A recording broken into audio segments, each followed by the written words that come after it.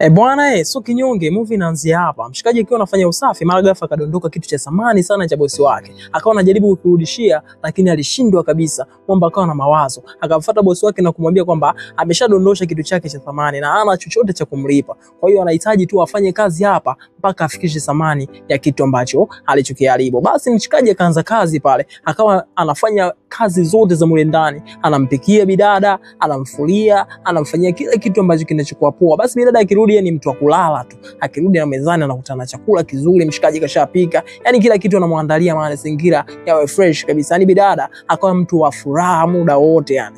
Anaishi yani maisha ambayo ni raha sana. Basi leo hii hapa akiwa amerudi zake kazini, basi mshikaji naye alikuwa bado hajaondoka. Akawa anamfuta makeup. Si unajua bosi amerudi, makeup amemfuta kamaliza, baadaye akamwambia vipi? Umeshamaliza kazi zako zote?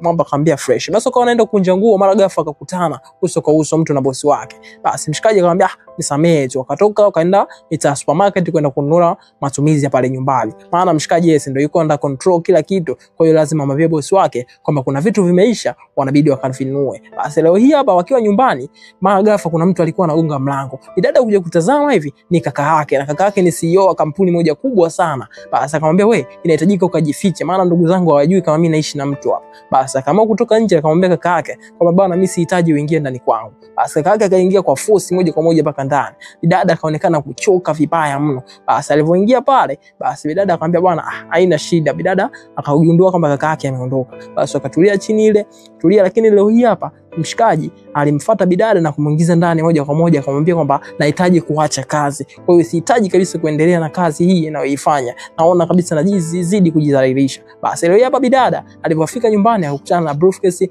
baadaye mshikaji ameshatengeneza chakula chake cha mwisho kabisa kumtengenezea huyu bidada. Basi bidada alikula pale vizuri, alienjoy, na leo hii hapa mtu alideliver alikuwa anamletea mzigo. Mwamba akamwambia dada nimeleta delivery mzigo wako. Basi alipopokea, lakini bidada akawa ni mtu wa mawazo sana, anamkumbuka mchizi maana ukaribu wake ulikuwa unamfanyia kila kitu. Basi leo akaamua kumpigia mchizi akamwambia hivi na kuhitaji nyumbani kwangu sasa hivi, yani bila kupoteza muda. Kwa hiyo fanya chapu uje.